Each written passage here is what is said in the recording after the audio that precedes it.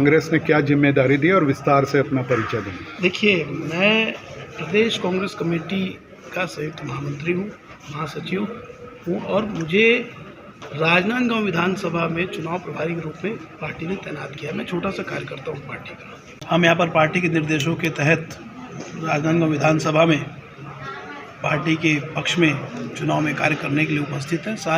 सभी कार्यकर्ता बहुत मुस्तैदी के साथ लगे हुए हैं और निश्चित रूप से इस विधानसभा चुनाव में हम भारतीय जनता पार्टी के वरिष्ठ उपाध्यक्ष रमन सिंह जी को चुनाव हरा करके बता देंगे कि इस समय भारतीय जनता पार्टी के नुमाइंदों की जमीन राजनांदगांव से सरक चुकी है। अच्छा, आप ये बताइए, जैसे गिरीश देवांगन जी के लिए कहा जाता है, उनकी पहचान वैसे तो पूरे प्रदेश में है, लेकिन ज़मीन जो है रायपुर खरोरा उस तरफ है, तो वो वहाँ से यहाँ राजनांदगांव आकर के चुनाव लड़ रहे हैं, तो आपको कैसे इतनी ज़्यादा संभावनाएं दिखती है? देखिए, गिरीश देवांगन जी का ननिहाल है राजनांदगांव, दुर्गा चौक में उनका ननिहाल है।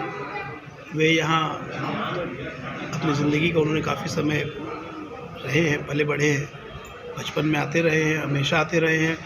और गिरीश देवांगन जी एक ऐसा नाम है, ऐसी शख्सियत है कि सभी कार्यकर्ताओं के सुख में दुख में पार्टी के सभी निर्देशों का पालन करते हुए वे हमेशा राजनांदगांव हो, खैरागढ़ हो, डोंगरगांव हो, राजनांदगांव जिले में लगातार संपर्क रहा उनका। एक जीवंत संबंध उन्होंने कार्यकर्ताओं से स्थापित किया हुआ है। तो उनके लिए कोई ऐसा नया क्षेत्र और ज़मीन खरोरा में है, राजनांदगांव में चुनाव कैसे लड़ेंगे, ये प्रश्न मायने नहीं रखता। लेकिन क्या है कि बहुत कम समय बचा है विधानसभा के लिए, बहुत लेट टिकट का बंटवारा हुआ है, तो बैनर, पोस्टर और पूरी तैयारी इतने कम समय में हो पाएंगी? देखिए, माननीय भूपेश बघेल जी ने जिस प्रकार से जनहितैषी योजनाओं का पिटारा खोला और कार्य किया है जनता के हित में, तो चुनाव के लिए कांग्रेस का कार्यकर्ता हमेशा तैयार रहा है। हमें किसी प्रकार की विशेष तैयारी की आवश्यकता नहीं है।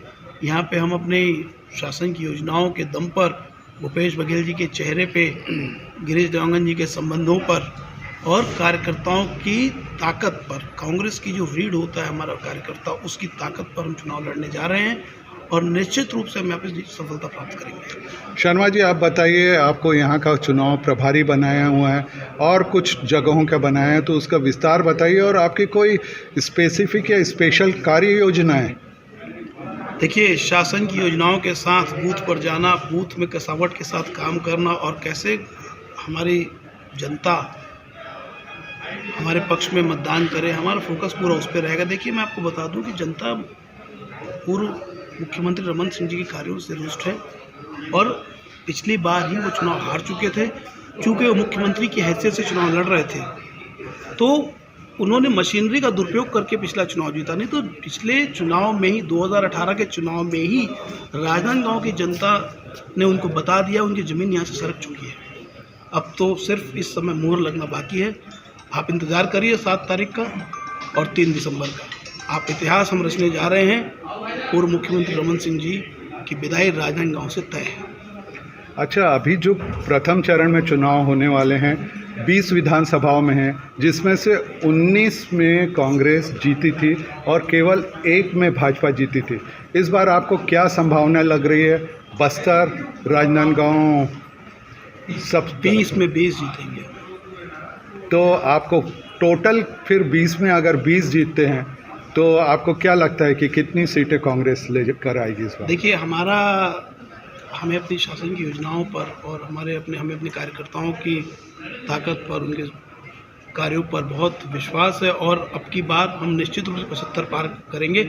आपको इस बात को जानकर के आश्चर्य भी होगा कि राजनांदगांव का जो नंबर है विधानसभा का, वही 75 है। 75 विधानसभा क्रमांक 75 और 75 पार का जो हमारा विश्वास, वो यहीं से पूरा होगा। वैसे आपके कार्यकर्ताओं में जोश तो दिख रहा है, लेकिन माइक्रो लेवल पर कितनी तैयारियां आपकी? निश्चित रूप से पूरी तैयारी है। माइक्रो लेवल पर ही चुनाव होता है। चुनाव हवाई कांग्रेस कभी लड़ती नहीं। चुनाव को चुनाव के तरीके से ही लड़ा जाता है और हमारा सभी कार्यकर्ता मुस्तैद है, बूथ स्तर पर काम कर रहे हैं। परिणाम का इंतज़ार करिए, 3 दिसंबर को इतिहास रचने जा रहे हैं। एक व्यक्तिगत सवाल, आप भिलाई के हैं और दुर्ग भिलाई में दिखते रहते हैं, छाते रहते हैं, तो वहाँ के लिए क्या काम करेंगे? निश्चित रूप से पार्टी ने जहाँ जैसी जिम्मेदारी दी है वैसा हमने हमेशा काम किया है। राजनांदगांव का चुनाव प्रथम चरण में पूर्ण होने के पश्चात 7 तारीख के पश्चात हमें अपने गृहनगर में ही अपनी पार्टी के लिए काम करना है। 7 तारीख के बाद में अब वहाँ 17 तारीख को भी चुनाव घोषित है, तो निश्चित रूप से वहाँ भी हम अपनी पार्टी का काम करेंगे और बूथ स्तर पर अपनी पार्टी कार्यकर्ताओं को मजबूत करेंगे और चुनाव में जीत हासिल करेंगे। बहुत बहुत धन्यवाद। धन्यवाद सर, थैंक यू।